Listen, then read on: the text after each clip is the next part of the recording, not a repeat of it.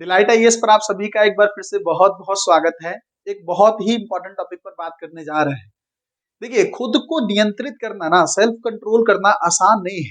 But अगर आप अपने जीवन में इस चीज को लागू करते हैं, अगर आप अपने आप को नियंत्रित करना सीख लेते हैं, तो बहुत सारे नुकसान से आप लोग बच जाएंगे जो आपके जीवन में आपको होने वाले थे, है ना। सबसे पहले इस कॉन्सेप्ट को समझने का प्रयास करेंगे कि सेल्फ कंट्रोल होता क्या है।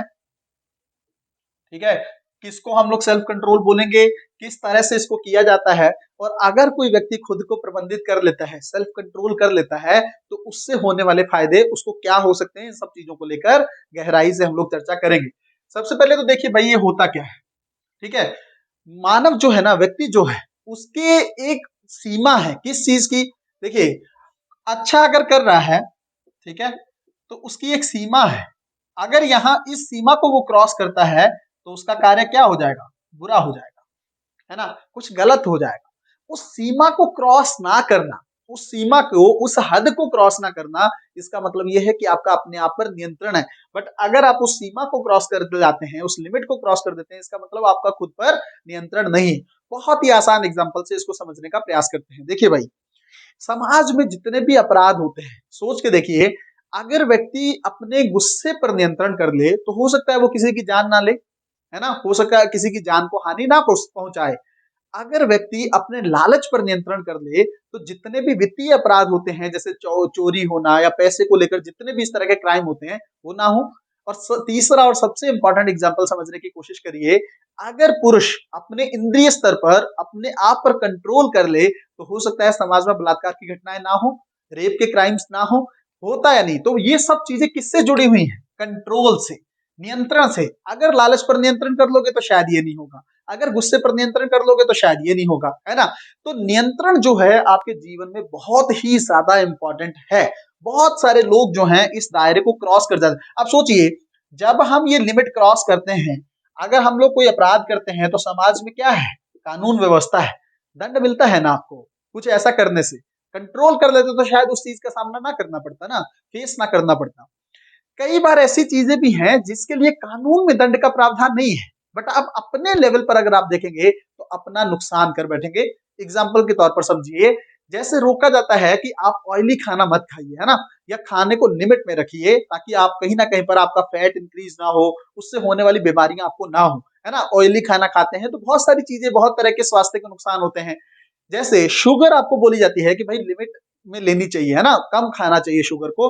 अगर आप नहीं लिमिट में खाएंगे, तो इसका मतलब क्या होगा, डायबिटीज के पेशेंट बन जाएंगे। तो कंट्रोल तो करना पड़ेगा ना, खुद को इस लिमिट में, इस दायरे में रखना पड़ेगा। इसके लिए कानून में दंड का प्रावधान नहीं है कि आप कितनी चीज नहीं खा सकते हैं, बट शरीर को तो नुकसान हो रहा है ना। तो इसलिए कई बार ऐसी चीजें होती हैं जो हमारे स्वास्थ्य को नुकसान पहुंचाते हैं, अगर हम लोग उसको लिमिट में नहीं करते हैं, उसको आउट ऑफ कंट्रोल जाके करने लगते हैं, है ना। बहुत सारी चीजें ऐसी हैं जो आप लोग समझ गए होंगे। दूसरा समझिए यहाँ पर, अब देखिए, यूपीएससी की तैयारी में या छात्र के जीवन में इसका क्या रेलिवेंस है, किस तरह से इसको करना है ना।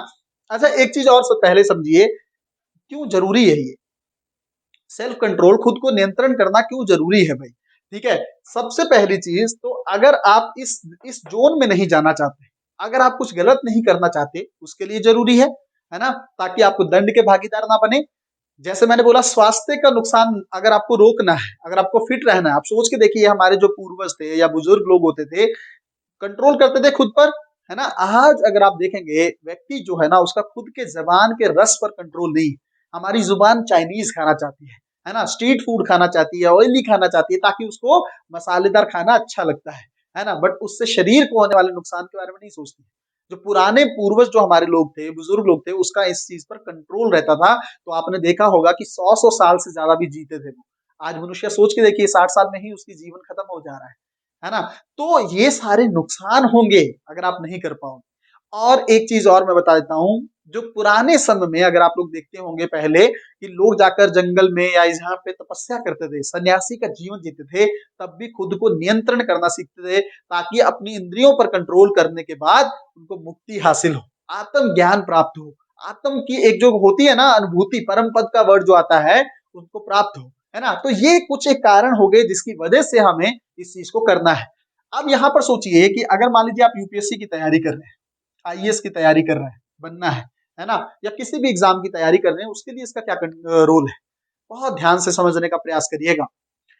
मन कर रहा है कुछ ऐसा करने का जिससे आप पढ़ाई से भटक रहे हैं, है ना? जैसे मन किया मोबाइल यूज़ करने लग गए, है ना? मोबाइल पे रील्स देखने लग गए, कुछ ऐसा जिसने आपको डाइवर्ट कर दिया। आपका भटकाव क्या उद्देश्य क्या था? आईएएस बनना। उसके लिए काम क्या करना पड़ेगा? पढ़ाई। बट पढ़ाई से जो भटका दे इसका मतलब वो डायवर्जन है और डायवर्जन मतलब खुद को कंट्रोल नहीं कर पा रहे ना। कंट्रोल करना था कि नहीं खुद को? इसको हासिल करने के लिए खुद को अपनी आपकी बाउंड्री है कि नहीं? इस बाउंड्री को क्रॉस नहीं करना है। इस बाउंड्री को क्रॉस नहीं करना था ना, उस मोबाइल का अगर मान लीजिए इस्तेमाल भी कर रहे हैं तो 5-10 मिनट से ज़्यादा मत करिए, है ना? अगर उसका इस्तेमाल भी करना था तो सही इस्तेमाल करना था। वीडियोज़ देखनी थी जिससे आपका नॉलेज बढ़ता, जिससे आप मंजिल की तरफ पुश होते, है ना? आप सोच के देखिए बहुत सारी और एग्ज़ाम्पल ले लीजिए, आप पढ़ना चाहते हैं, किसी मित्र ने आकर बोला चलिए घूमने चलते हैं।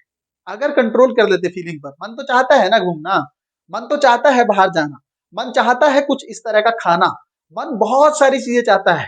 मन तो चाहता है कि उसको एंटरटेनमेंट मिलता रहे, है ना? उसको लगातार एंटरटेनमेंट की आपूर्ति होती रहे, ये मन चाहता है। बट अगर हम अपना एंटरटेनमेंट, अपना मनोरंजन ही किताबों में खोज लें, है ना? अपना एंटरटेनमेंट का ज़रिया ही हमारा अलग हो जाए, तो फिर मन को कंट्रोल करना बहुत बड़ी चीज़ होगी क्या? नहीं ना। कंट्रोल नहीं कर पाए, उसने बोला आप चले गए। आपका मन किया खाने का खा लिया। कुछ ऐसा हेल्थ के लिए पता है पढ़ना है, लिमिट में खाना है ना? पढ़ने के लिए क्या ज़रूरी है कि आप लिमिट्स में खाएँ। आप अपने हेल्थ का ध्यान रखें। बहुत सारे बच्चे मैंने प्रीलिम्स और मेंस में टाइफाइड से जूझते हुए देखे हैं, क्योंकि खुद पे कंट्रोल नहीं है ना, बाहर का खाना खाने का कंट्रोल नहीं।